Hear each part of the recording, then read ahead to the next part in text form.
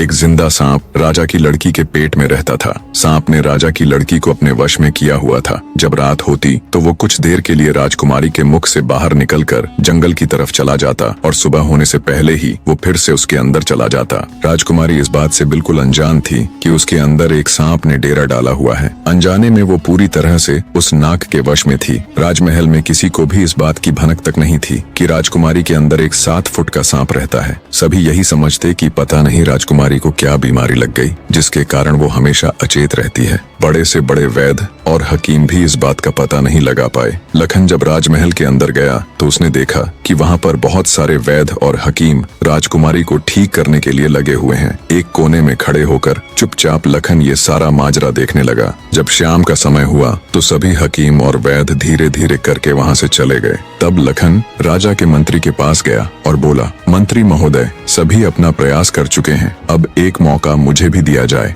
लखन की बात सुन मंत्री उसे अपने साथ ले राजा के पास जाता है और लखन का प्रस्ताव राजा के सामने रखता है। बेचारा हर तरफ से निराश हो चुका राजा एक बार अनमने ढंग से लखन की तरफ देखता है, फिर दुखी मन से कहता है, बताओ तुम मेरी बेटी का इलाज किस प्रकार करोगे। लखन राजा को प्रणाम कर बोला, महाराज, मुझे एक रात अपनी बेटी के साथ ठहरने की इजाजत दीजिए, तभी मैं किसी नतीजे पर पहुंच सकूंगा। एक बात और महाराज, मैं बिल्कुल एकांत में राजकुमारी के साथ रहना चाहता हूँ, तभी मैं अच्छे से ध्यान लगाकर राजकुमारी जी की बीमारी का पता लगा पाऊंगा। लखन की आत्मविश्वास भरी बातों से राजा के मन में हल्की सी उम्मीद जागी। उसने लखन को रात में राजकुमारी के साथ एकांत में रुकने की इजाजत दे दी। राजा की इजाजत मिलते ही लखन राजकुमारी के कक्ष में गया और उससे कुछ दूर एकदम चुपचाप बैठकर उसे देखने लगा। जैसे ही रात के 12 बजे का समय हुआ तो अचेत अवस्था में पड़ी हुई राजकुमारी के मुंह से सांप बाहर निकला और महल के परिसर से होता हुआ जंगल की ओर चला गया। ये सब देख लखन दंग रह गया।